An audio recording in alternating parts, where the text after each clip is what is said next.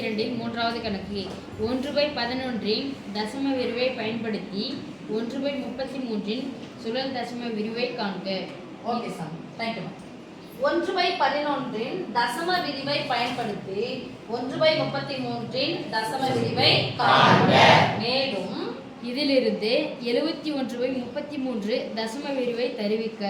Okay sir, தேங்க்யூமா. இதிலிருந்து இதை கண்டுபிடிக்கணும், இதிலிருந்து இதை கண்டுபிடிக்கணும். சரி, இந்த பை அப்படின்னா என்ன பை? இதோட அர்த்தம் என்ன? தமிழ் என்ன சொல்லுவீங்க? ஒன்றை 11ஆல் வகுக்க வேண்டும். ஒன்றை 11ஆல் வகுக்க வேண்டும். ஒன்றை 11ஆல் வகுக்கலாமா? Yes miss. 1ல 11 அடங்காது. அடங்கலனா 0. 0 புள்ளி வைக்கணும். போய் பார்க்கறோம் 10ல 11 அடங்காது. மறுபடியும் என்ன சேர்க்கறேன்? 0. இரண்டாவது முறையா கழிச்சிட்ட பிறகு 0 சேர்த்தா புள்ளி வைக்கணும். இல்ல முதல் நம்பரே நான் போடவே இல்லை, அடங்கவே இல்லைன்னு சொல்லுங்க. அப்ப இங்க 0 சேர்க்கும் போது இங்க என்ன பண்ணிக்கணும் சாமி? அப்ப 100ல எத்தனை 11 இருக்குது? 11 கண்டிப்பா நீங்க மைனஸ் பண்ணணும். 100ல இருந்து 99 போனா மீதி 1ல 11 அடங்குமானா?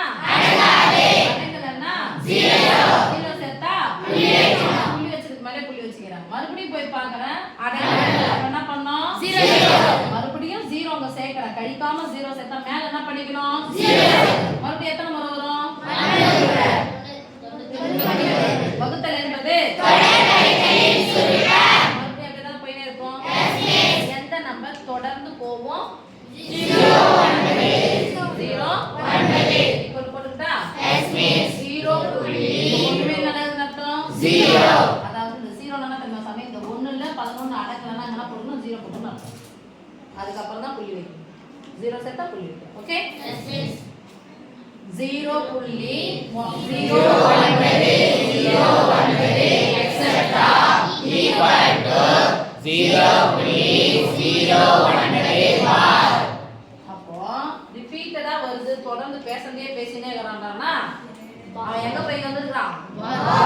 வாரு போய் வந்திருக்கான். முத்து சொல்லவே இல்ல. சரி, இப்போ நம்ம எதை எடுக்க போறோம்னா இதை தான் எடுக்க போறோம். இதை வெட்டுறோம். இதுக்கும் என்ன சம்பந்தம் பார்க்கணும்? பகுதி தொகுதி ஒண்ணுதான் இருக்குது. ஆனா பகுதி இங்க 11 பதிலா எத்தனை இருக்குது? 33.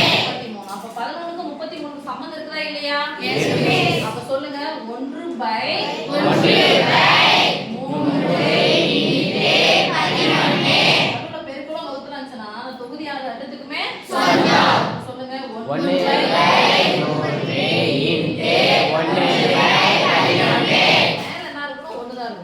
அதானே? Yes miss. ஓகே, அங்கேயே ஆகி போடுறேன். 71/33 1/11 மதிப்பு சொல்லுங்க. 0.009 எக்ஸெட்ரா சொல்லணும். சொல்லவே மாட்டேங்க. அதான் நான் 0.9 முறை எழுதுறேன். இது ஒரு புள்ளி இருந்தாலும் தசமேன்னு அப்படியே இருக்கும். இது ஒரு பின்னை எழுத்து. நடுவுல பெருக்கல் இருந்துச்சுன்னா குறுக்க கேன்சல் பண்ணலாமா? Yes miss. 0 இருக்கு அப்படியே தான் இருக்கும் போது இங்க 0 இருக்கு, இது அப்படியே தான் இருக்கும். ரைட்? Yes miss. 9ல எத்தனை 3 இருக்கு? 0 etcetera equal to 0.003 etcetera. Okay, இந்த ஆன்சர் தான் நம்ம எடுக்க போறோம். ஈக்குவல் டு போனா 0. எந்த நம்பர் தொடர்ச்சியா வந்திருக்கு? 0.003. ஓகே, இப்போ இது எடுக்க போறது கிடையாது, இதுதான் நம்ம எடுக்கணும். ஓகே, இது மாதிரி கொடுத்தா இப்படி எழுதணும், இப்படி கொடுத்தா இப்படி எழுதணும். சுழண்டு வந்தனால இது சுழலும் தசம விரிவு. நீட்டா போயிட்டு தசமன்னா புள்ளி, சொல்லணுமா? அந்த ரிப்பீட்னா அந்த நம்பர் நம்ம வந்து ரிப்பீட்டடா வருது. சுழலும் தசம விரிவு.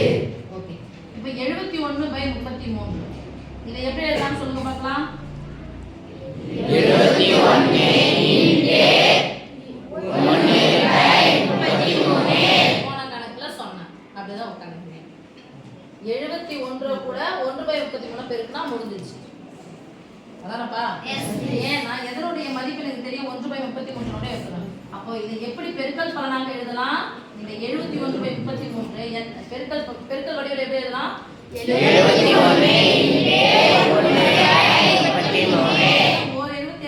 33 வந்துருச்சு. ஓகே, ஈக்குவல் பண்ணலாமா? Yes miss. 71/1/33 இன் மதிப்பு சொல்லுங்க. 0.0303 ஈக்குவல் போட்டுக்கலாமா? Yes miss. எடுக்கலாமா? Yes miss. ரெண்டு நம்பர் இருக்குது, பார்த்து தான் பெருக்கணும்.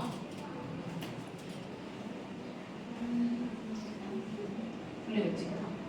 4 3 3 0 3 0 4 3 3 0வா? 3 0. அடுத்து 7 3 21. முன்னாடி 0 வந்துச்சுன்னா அப்படியே போட்டுக்கோங்க சொல்லுங்க. ஏன்னா மீதி 2 வரும். 0 கூட எதை பெருக்கினாலும் 0 கிடைக்கும். 0 கூட 2 கூட்டினா 2 தான் வரும். அடுத்து 3 21 அப்படியே போட்டுக்கோங்க. ஓகே? Yes miss. பை 3 பெருக்கல் என்பது தொடர் கூட்டலின் சுருக்கம். தொடர் கைத்தொகையின் சுருக்கமா? தொடர் கூட்டலின் சுருக்கம். இங்க 5 1 2 எத்தனை ஸ்தானத்துல புள்ளி வைக்கணும் பாருங்க. 1 2 3 4 1 2 3 4 ஆன்சர் 2